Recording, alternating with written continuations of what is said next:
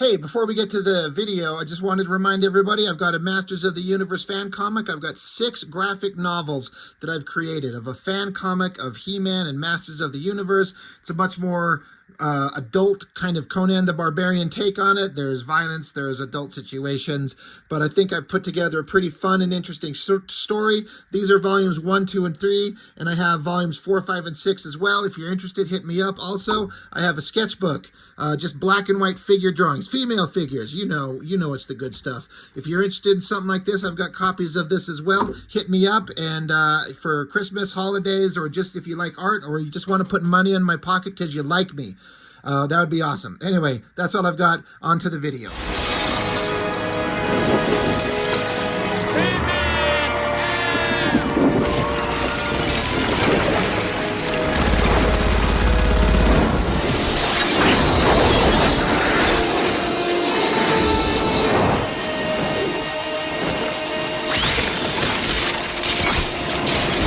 Hey, thanks for joining me. So just recently I reviewed the last issue of the All-Star Batman and Robin by Frank Miller and Jim Lee. And artistically, I think it's pretty dang good. Story-wise, what an absolute train wreck. And I got to thinking about other train wrecks. Spawn Batman. Now, I have already reviewed this book on my channel. At this point, I think I did it about 2 years ago. So if you want to see my original kind of thoughts on that, on this book, you can go find that original video. Nothing's really changed. It's just kind of I've got this thing out with my channel when I've already reviewed things and enough time has passed, when I have significantly more viewers now than I did in the past. I figured it's nothing wrong with kind of revisiting it and looking at it again. Who remembers, if you were there when this was announced, the hype behind this thing? This was going to be the greatest thing ever. It's kind of like the All-Star Batman and Robin, like Frank Miller, who wrote The Dark Knight and Batman Year One, like some of the most defining stories of Batman ever. We're going to get Frank Miller together with Todd McFarlane, who was, at the time, you know, he's still drawing Spawn, coming off hyper popularity of that, and then his run on Spider-Man, you know, him on art. This is going to be the greatest thing ever. And just like All-Star Batman and Robin, it's just a mess. Now, again, this is just my opinion. If you like this stuff, then fantastic. I don't get it. We were so excited for it. We had such high hopes. And those hopes were dashed from us very quickly. Hope starts with an H, stupid. At the time, as is the case with me and Spawn and McFarlane's art, I kept collecting Spawn because I kind of felt like a weird obligation, like this was like the cool book from Image Comics. And I collected it forever, but it wasn't until years later when I was just like, this shit sucks and I don't like it. And I'm not interested in it. And so kind of in that same similar kind of mindset, when this first came out, I was like, this is awesome, because look at this cover. This is great. I think this works so well. I like everything about it. It just works for me. And so, you know, this is going to be a great thing. But, you know, when you read it, boy, is it just this pretentious, ridiculous, self-important nonsense slog. It doesn't feel like Batman at all. But that's the thing. Frank Miller, it's weird how he writes such a definitive Batman, the Year One and the Dark Knight Returns. And it feels like he got the essence of what Batman is so correct. What's gonna come out of the gun? Injustice. The tools of cowards and criminals. Are you serious right now? But then these other iterations, it's like he feels so wrong in so many ways. But again, it's personal taste, it's personal choice. But man, this stuff just, you know, in retrospect, like again, when I was a kid looking at this stuff, I would have told you it's awesome. It's not. So writer Frank Miller, unfortunately, and you know, I'm not trying to shit on Frank Miller. He's done a bunch of stuff that I love, and I think we all love. I've read some of his Daredevil run. liked it all. His the 300 comic series, love that. All his Sin City stuff, love that. The aforementioned Batman works, love that.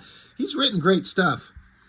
But man, when the wheels come off that Batmobile, he just drifted straight into a telephone pole and put his brain through the windshield. And never recovered. So writer Frank Miller, artist Todd McFarlane, letterer Tom Warzakowski, color Steve Oliff. I'm always going to be here for the McFarlane art. I've always been a fan of his stuff when he's trying. And I can't say that I don't feel like he's not trying in this one, but he does this rendition of Batman that I hate.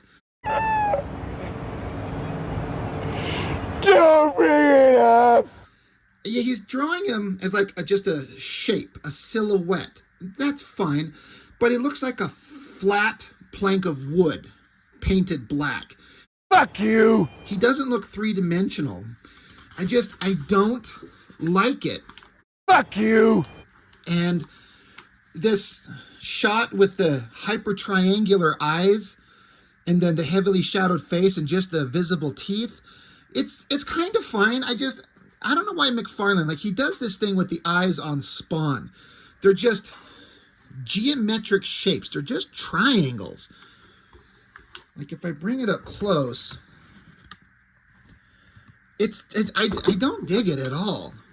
The rest of it's kind of fine. It's kind of, you know, you're going to have awesome capes whenever you're McFarlane. That's cool. But again, just this black shape, just these hard geometric sharp angles. Not a fan of any of this. And again, Frank Miller filling these books with words. Like, it sucks when you get McFarlane who writes the same fucking way, where there's words everywhere. You're like, my God, my dude, stop. You have to stop. Oh, okay. I get it. You're having an image problem. Like, you don't need all these words. It's not that good. But Batman gets attacked by these robot things, so he has to fight him. He's wounded pretty badly. And, I mean, of course he would be if he goes into a battle against some giant robotic machine that's kicking his ass. But Batman, you know, he found this power glove. So he puts it on, and now he can punch a robot. Okay.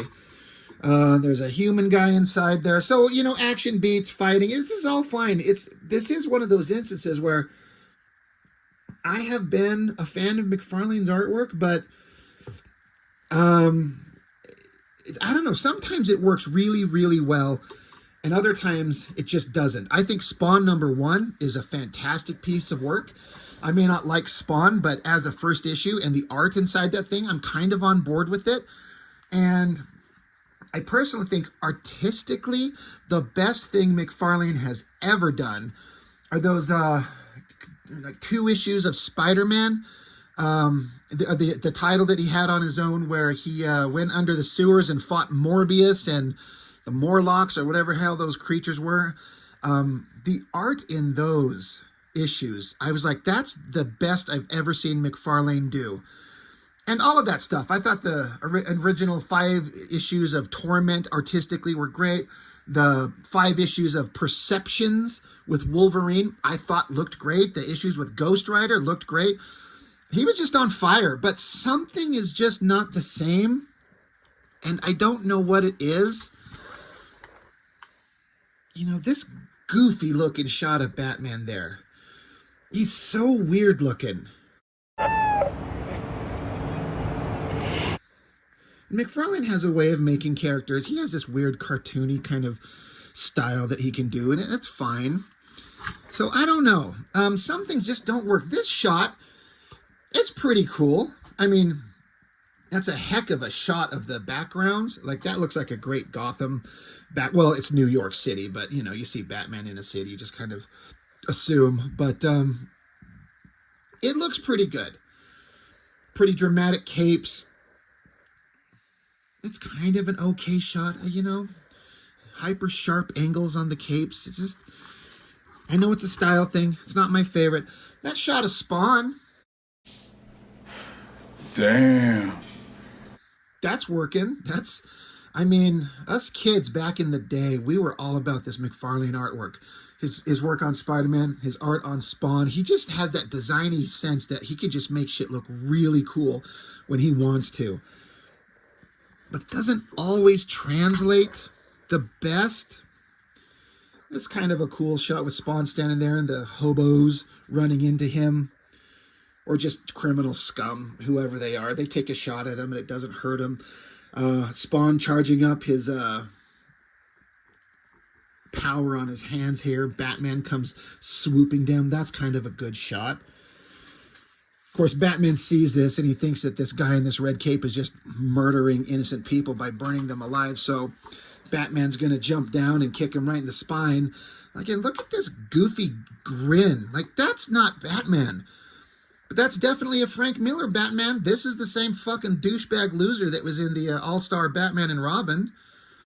I'm basically just rich and nuts. Like, that's him. So how did Frank Miller go from writing the best versions of Batman to the stupidest, dumbest version? So they get in a fight. They kick each other. They punch each other. It's all kind of fine. I always kind of dug this thing where Batman gets out his batarangs, 3 of them. Okay, let me back my stupid camera up here. I can never get this thing set correctly when it's my first video of the day.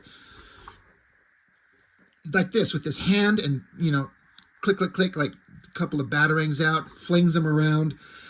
Always thought that was pretty dang neat.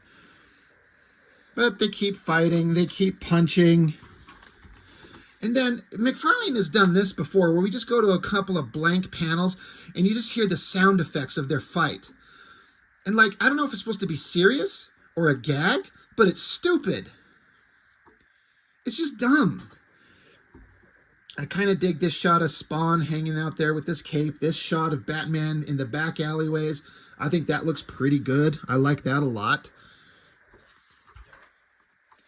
McFarlane always knows how to do these epic, like, perspective shots looking down with the, you know, the technology or the backgrounds coming up at you. That looks pretty good.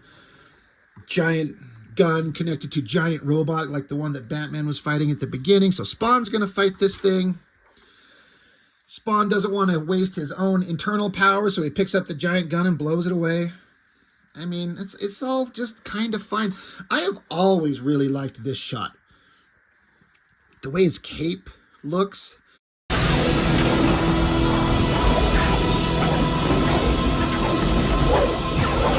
The weird kind of line work defining all the folds in it. I don't know what it is, but that looks really neat. More interesting Spawn capey designy stuff. The bat signal.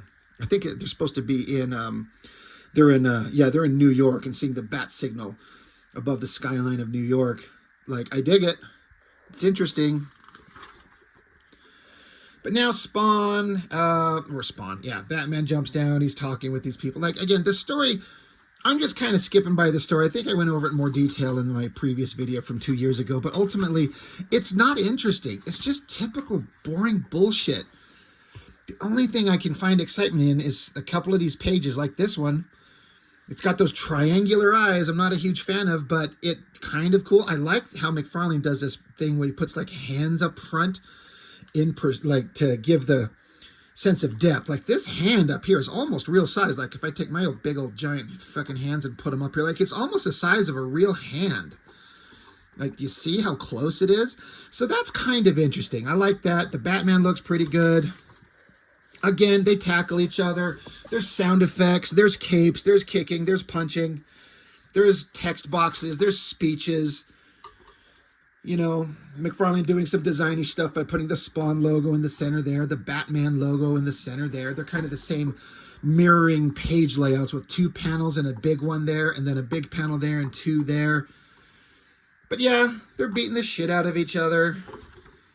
It's just not interesting.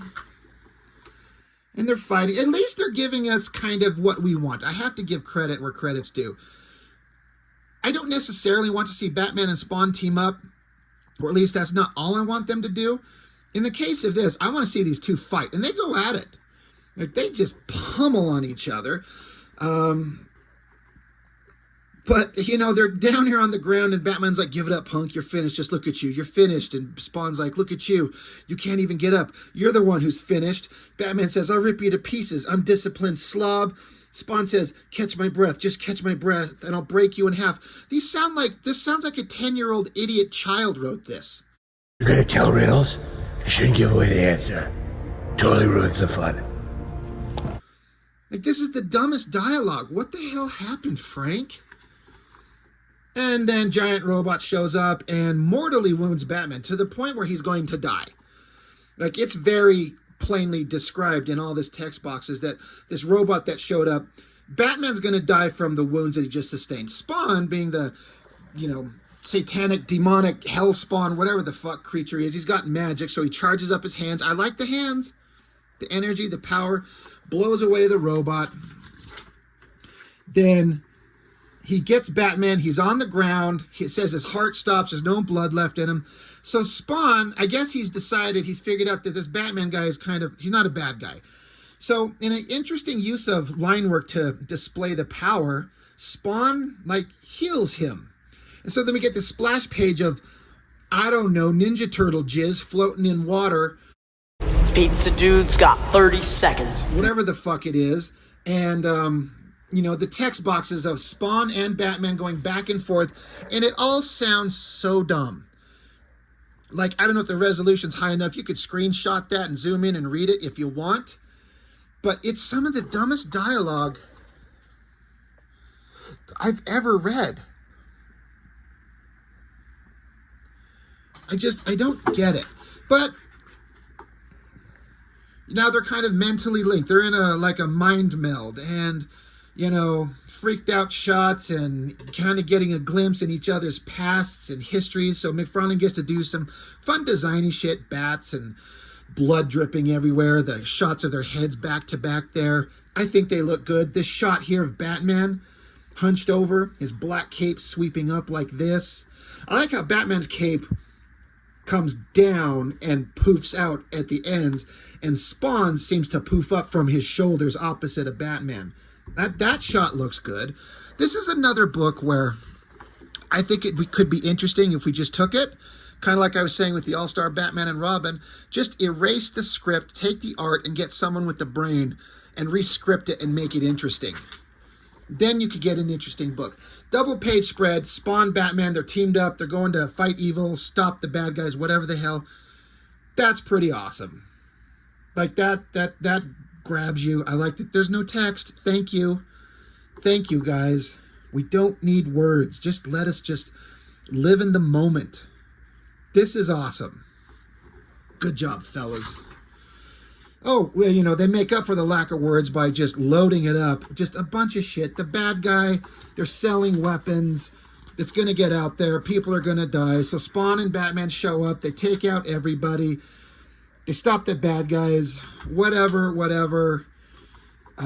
Bad guy, it was this evil chick. She gets stabbed on some protruding metal spiky stuff.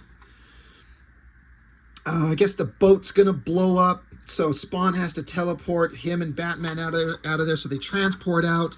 Oh, they transport up to the missile. And Batman, being the brainy guy that he is, he disarms it and lets it harmlessly crash into the ocean.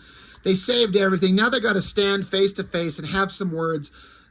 Hey, maybe we should work together. No, you're disrespectable. You suck.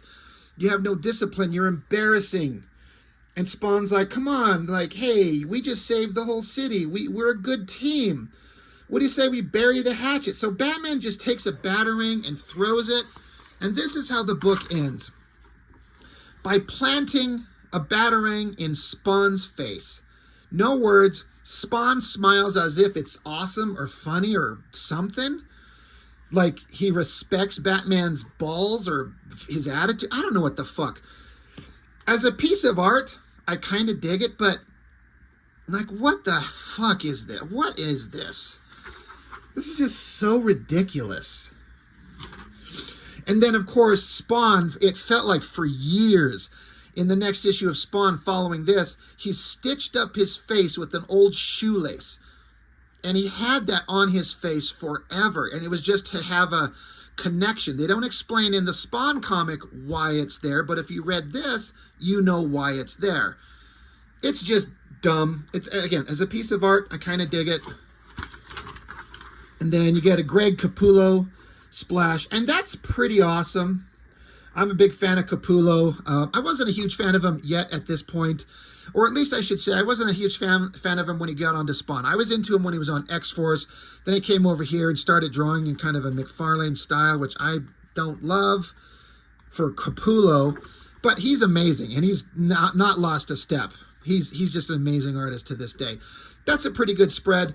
I still think I like the McFarlane one better, but they're both pretty dang good. And then there's a Frank Miller one. Or is it Frank Miller and Todd? That's just, Frank Miller's just the Batman. Yeah. Okay, that's fine. And of course, you know, Jack Kirby had died, you know, back in '94. So at least they throw that in there. That's kind of a nice little tribute to him. So anyway, Batman and Spawn, like, again, if you dig it, if you like this thing, okay, great, but I would really like to know why. I mean, if you like the over-the-top, ridiculous, stupid, dumb nature of this thing, and you just kind of like it, I mean, okay, but it just feels completely out of character, and that's not a version of Batman that I'm into. It just, this whole book sucks in terms of story, but McFarlane always makes it at least reasonably visually interesting. So, I don't know, just thought I'd revisit this thing. It's something. It's definitely something, but I don't know. Let me know your thoughts on this one, and that's all I got for now. So thank you for joining me. I really appreciate it. I will see you next time. This is a gun.